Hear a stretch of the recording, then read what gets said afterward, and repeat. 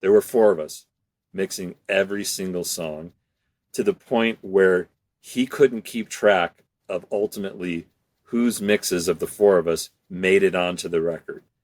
Uh, 8 of the 12 songs on late registration are my mixes. I think I'm only credited properly in 6 or 7 of them, maybe, or maybe 5 or 6.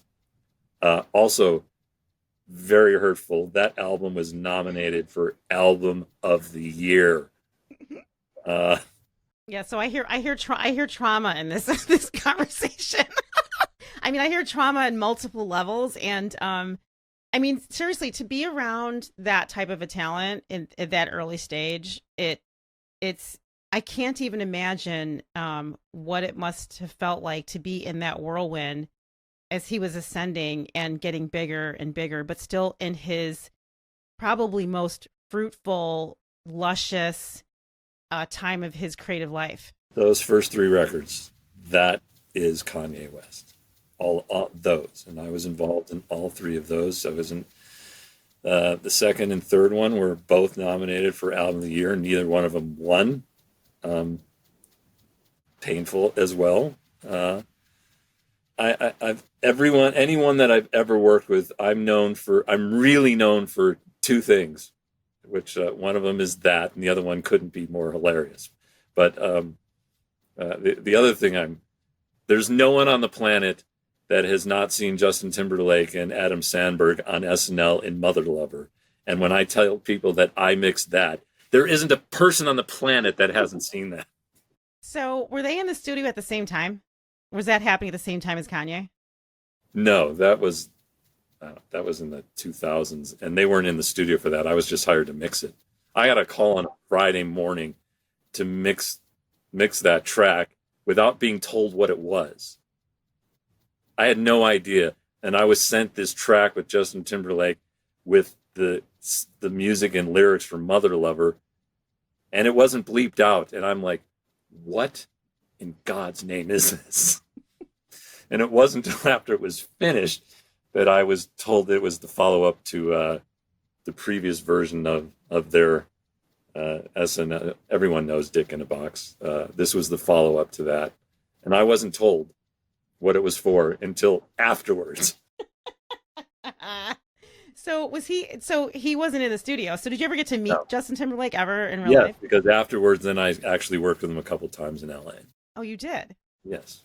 All right. Well, getting back to Kanye real quick. I mean, I love you. I love Justin Timberlake. I love him so much. He's one of my. He's. I mean, people laugh at me like, "What?" I'm like, "Yeah, no, he's totally cool. I've always loved him He my entire couldn't life. he couldn't have been He's so nicer. cool." Now Yeah, going back to Kanye. I can tell he's a nice dude. You know, but so Kanye, these 3 records, did it ever get to a point where everyone in his circle was starting to come into the studio, or what was actually happening? Like I mean, you look back at Are some of you these tapes. serious? And, yes, I want to know. You Like, was there candles and incense and I mean, weed? I have endless stories about this. You know that, right? Endless. You gotta tell something as like as we're here. Like you gotta tell some because I have a hilarious Lupe fiasco story when I was in your studio. But what is the what's some one of the ones All that right. jumps So out at as you? as Kanye rose to fame and as he got bigger and bigger, the entourage got bigger and bigger. And when he would be in the studio, there would literally be 10 people in the back of the room carrying on, you know, seriously carrying on while you're sitting in the at a mixing console listening to music, trying to work with this madness going on behind you. Uh, What's the madness? just loud, people partying in the back of a control room while you're trying to work. And it was not a small entourage. No. And there's a song on late registration that was a huge hit called "Heard Him Say." I think we did 50 versions of that mix, and he was in LA at the time, and he flew into Chicago to, do the final wrap up on this. So all of his Chicago buddies were in the control room while we were trying. He would be sitting next to me, and we were trying to get through this thing, and that was a long day. Um, at the time, in hindsight, you couldn't be more thankful for it. But I mean, here's a hilarious Kanye story. As he was uh, getting bigger and bigger and bigger. Anytime he was in the studio in Chicago, anytime he was there, there would be the entourage of people. And there was always one guy that was with him who would be in the back of the room, and people were carrying on like mad, but he would be sitting in the back of the room, and nobody talking to him and him not talking to anybody else for hours and hours. And this happened on multiple occasions. And we would, after they were gone, we were like, what's with the one dude that nobody talks to? And he would just sit there and say absolutely nothing. Finally, during the session, during late registration, heard him say, same thing, all his friends carrying on, the same one dude in the back of the room that nobody talked to. At one point, Kanye was sitting next to me, and he kind of looks up and scratches his face and says, man, my beard itches. At which point, this dude in the back of the room jumps, runs out of the room, comes back 5 minutes later with a little duffel bag, pulls out a razor and an extension cord, and asks me where he can plug it in, and then grooms him sitting at my mixing console for the next 40 minutes. He's legend. That is such a flex. That is such a flex. Yeah, his name is Ivan. We now know who he is, and he was there multiple times. I mean, it's wow. classic stuff. And see, again, like I feel like, I don't know Kanye. I'd love to meet him someday, but Kanye would love to meet Kanye someday. You know what? But I mean, here's the thing.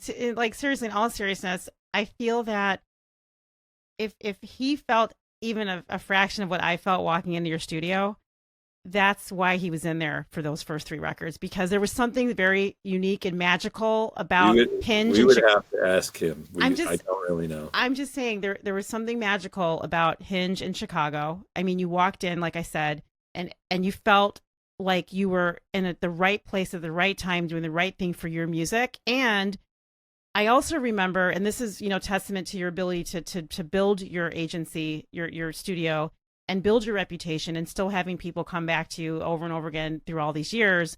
You never ever broke your spirit when you were in there. Like I feel like. Oh, really? Well, listen, don't take that away from me, because I'm telling you, I know how you think you felt, but one of the things that determines success in business or not is whether you can withstand and have resilience and just keep going through it, no matter what you're faced with, right? Like, no matter what someone's asking you, no matter what is happening, you're still able to maintain your own essence, your own creativity, your own ideas, but also your freaking composure, for God's sakes. I remember you told me a story once, like Janet Jackson was in the studio. There were candles and incense and like those thousands of flowers, and it was like the queen walked in with flower petals on the ground or something, like, you know what I mean? And you accommodated all those things because you really are in service to the artist, Craig. And I think sometimes you're a little too humble about that. But and I'm not going to put words in Kanye's mouth, but he wouldn't have come back there if he didn't feel a sense of creative space for calm. Here's how I can agree with what you're saying. After graduation, his graduation album, which is, huge record, I hadn't seen him in many, many, many years or heard from him. And the day I left Chicago and moved to LA, that very day I landed in LA, I'm walking in front of a coffee shop in Studio City and ran into his manager, who is the guy that brought him to me in 1993. Out of sheer happenstance, ran into him on the street. And he said to me, "What are you doing here?"